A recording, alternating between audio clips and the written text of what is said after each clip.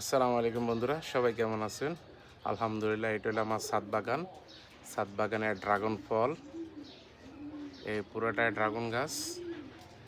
অনেকগুলো মুকুল আসছে ড্রাগন ফলের, দেখছেন নি?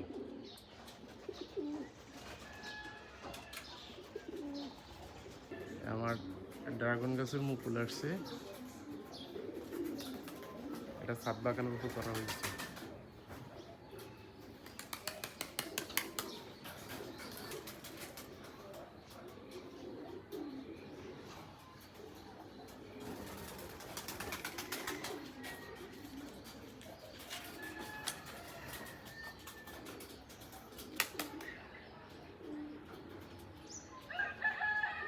ওই যে একটা ড্রাগন ফলের মুকুল আসছে।